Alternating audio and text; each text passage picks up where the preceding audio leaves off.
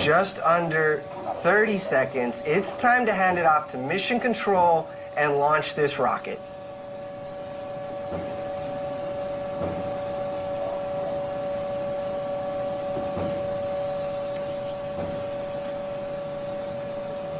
T-minus 10. Go to proceed. 9, 8, 7, 6, 5, 4. Command engine start. 2, 1. Ignition.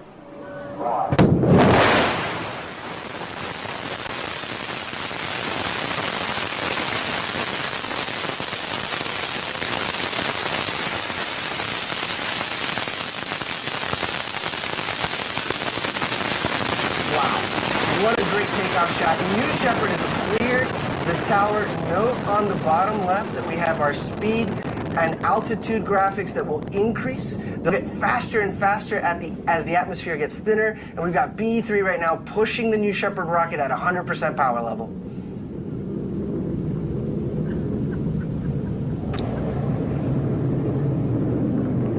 How exciting about 3G our astronauts would be experiencing as they are ascending into space. I know, it's crazy. Lunatic.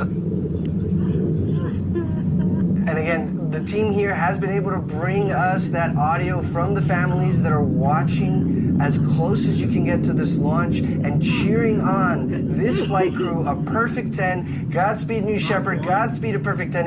I mean, certainly look at that BE-3 plume. It's the colorless plume of a liquid oxygen, liquid hydrogen engine. Throttling back right now for max Q. Actually, we've passed max Q, so BE-3 is back to 100% power level. So from here on out, Isabella, we're going to be faster and faster as the atmosphere gets thinner and thinner. Look at her soar. We've got a beautiful contrail there that the cameras are picking up, right? So that's just the moisture condensing as New Shepard pierces through the atmosphere. Mach 2, twice the speed of sound. Oh my God. We had a call there for Mach 2 from one of the observers. They must be tuned into the telemetry as well. That's twice the speed of sound, and this crew is supersonic. Joyous with laughter. All right, here in about 15 seconds, we anticipate the next milestone to be main engine cutoff. Nico, let's look for that.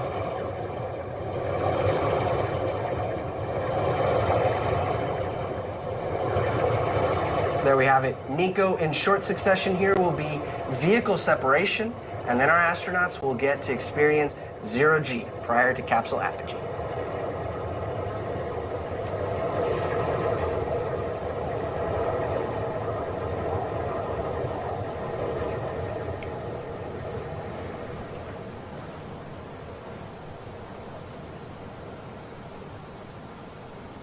Great view there from the propulsion module, looking down to West Texas, my favorite part of this world.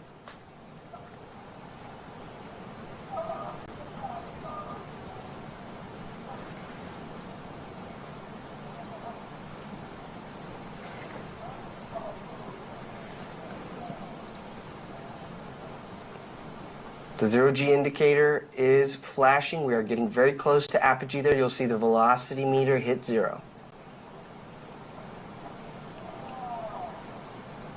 I can only imagine what our astronauts are feeling right now. They have made it to what they came for today. They are in space, floating at 0G. Oh, and enjoying these views, right? From some of the largest windows to have ever flown in space. We hear their reflections on the way back, but I can't imagine what they're seeing. To the loved ones on the ground, wave hello. Your loved ones are in space.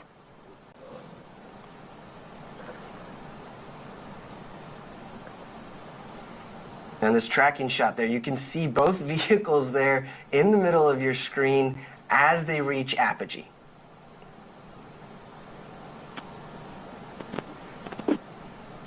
Okay, we have apogee. We're on the way back down. We're beyond the Kármán line. What an exciting, exciting mission for a perfect 10.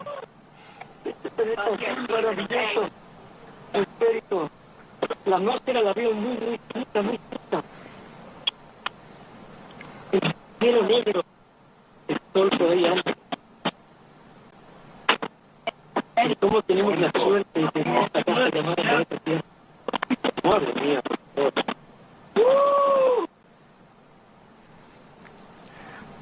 Wow. Yeah, we've got great astronaut audio coming in. I heard 1 minute warning. Of, excitement. And the 1 minute warning of microgravity so that the astronauts have full situational awareness of how much longer they've got in microgravity.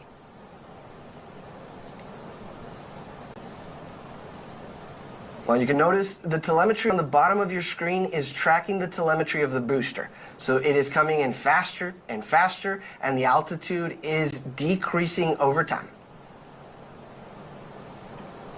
Oh, go ahead. What a great shot, though, being able to see both the booster and the capsule as they make their separate returns back to planet Earth. Yeah, no, a clear day for weather.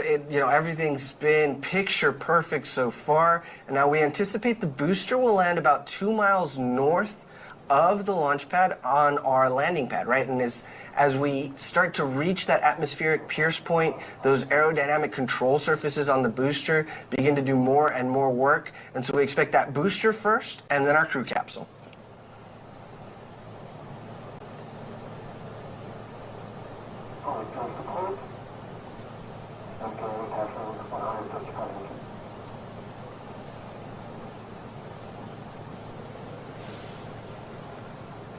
Just a great shot there about how the booster was getting faster or more quickly relative to the gumdrop-shaped crew capsule.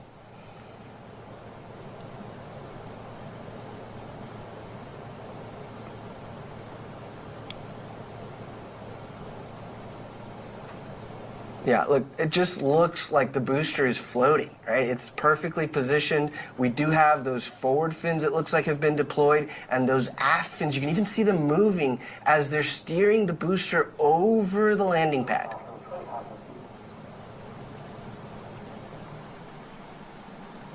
Coming up, we'll see the drag brakes deploy. Oh, there they are, wow. Look at those deploying, and this cuts the speed of the booster in half.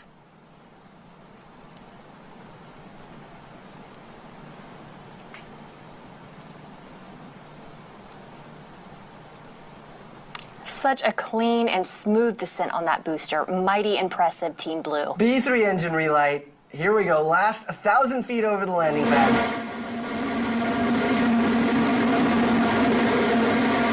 And a great drone shot with Guadalupe Peak in the background.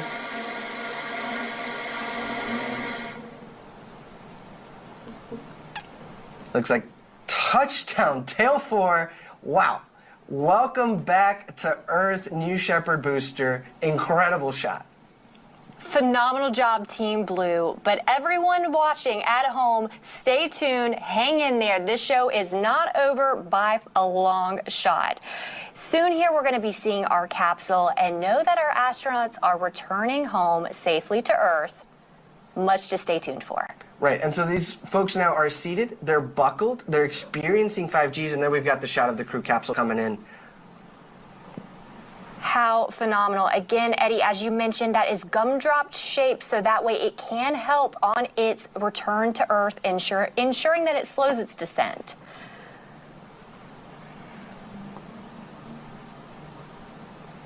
Now, while the parachutes are essential to providing... Sorry to interrupt. Those are the drogues. Those drogue chutes will pull the main parachutes out here shortly. Sorry about that. Go ahead, Isabella. No, we want to see those drogues come out because shortly here, we are anticipating our wonderful parachutes. Here they are now.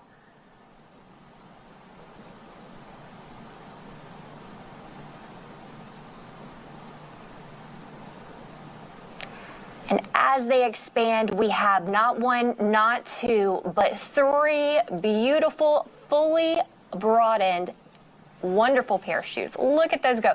Now, those parachutes are what's going to help make a gentle and soft touchdown, as well as a couple other safety systems we have in place.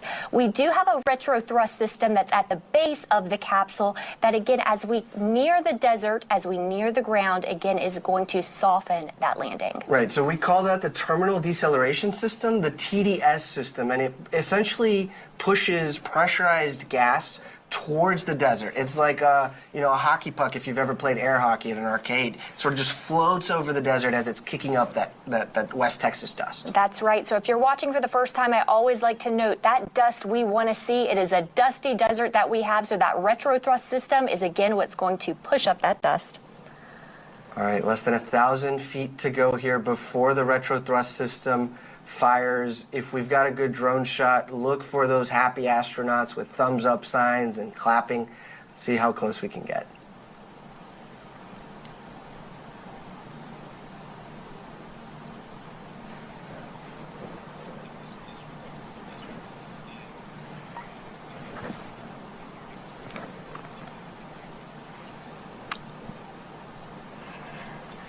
And touchdown! Welcome back, astronauts. I mean, perfect 10. Should we say that? I'd say 10 out of 10 for our astronauts and for the whole program.